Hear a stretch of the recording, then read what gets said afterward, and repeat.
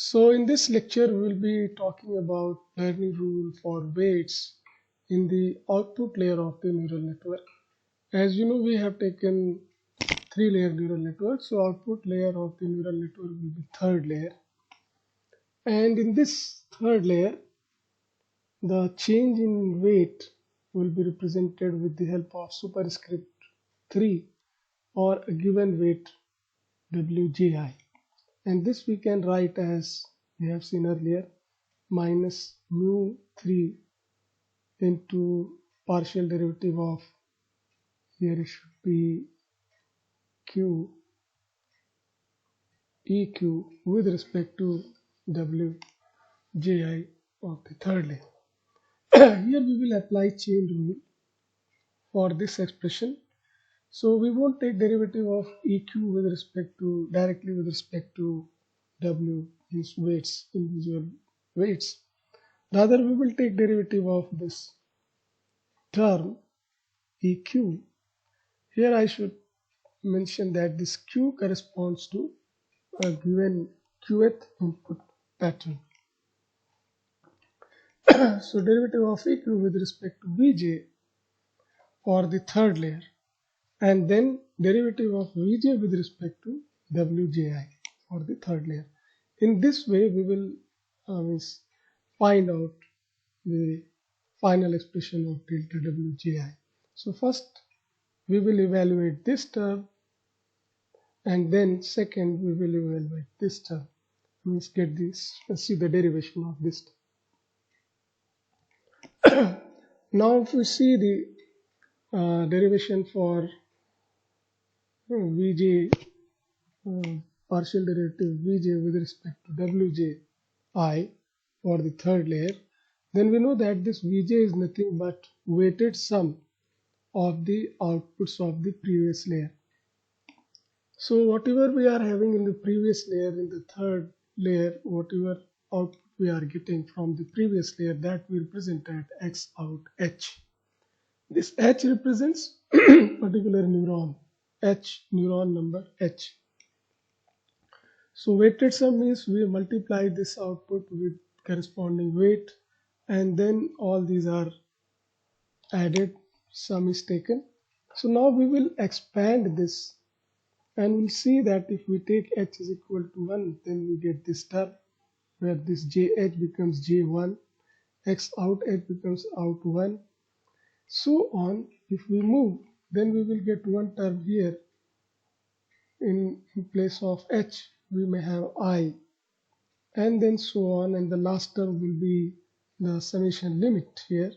So it will go to j and 2 and out and 2. But when we take partial derivative with respect to this ji, so this I term is here, so we get this here.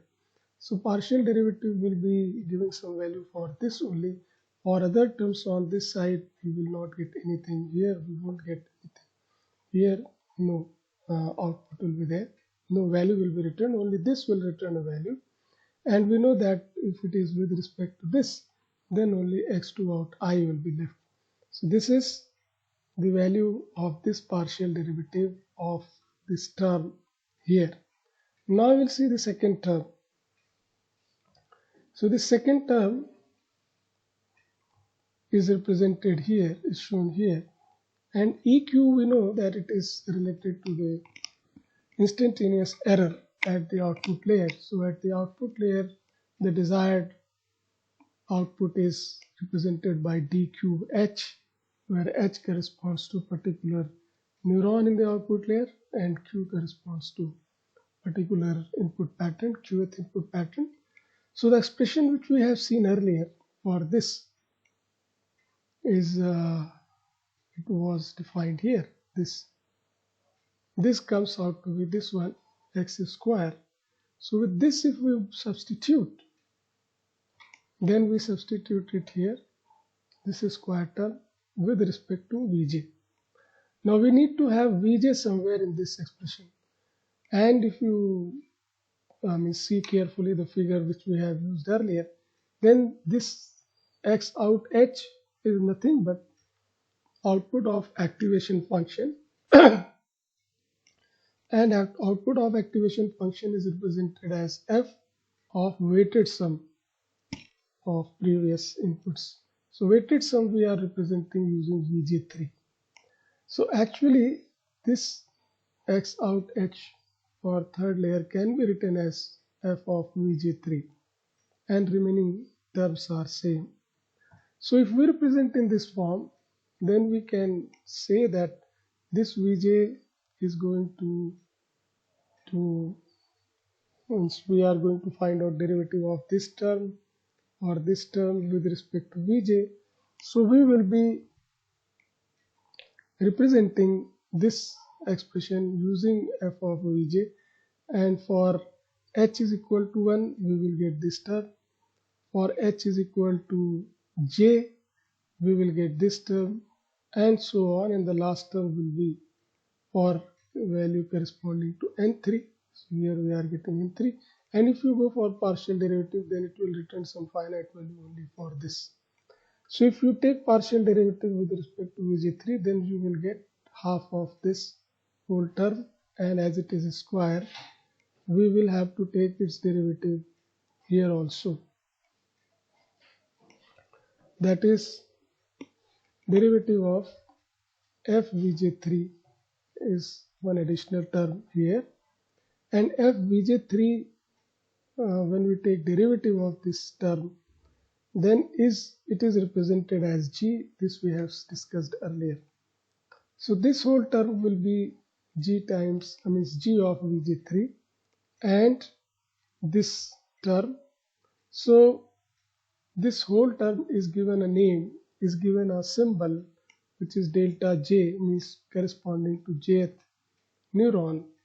One term is defined which is known as error, local error at the third layer minus delta j3. Now this equation 4 which was here, where we are having two terms, this term and this term after using chain rule. So this term we have seen that this becomes x out, and this term we have just now seen that it becomes delta j local error.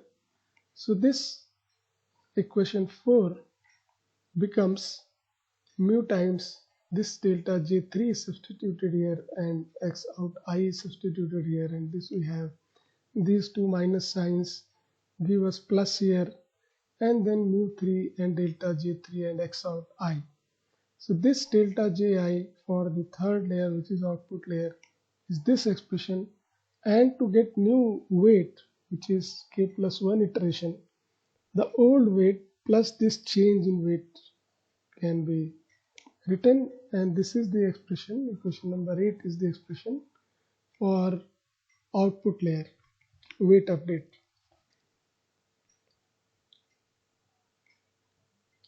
In the next lecture we will see that how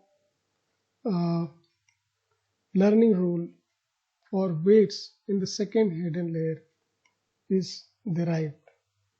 So with this I stop here.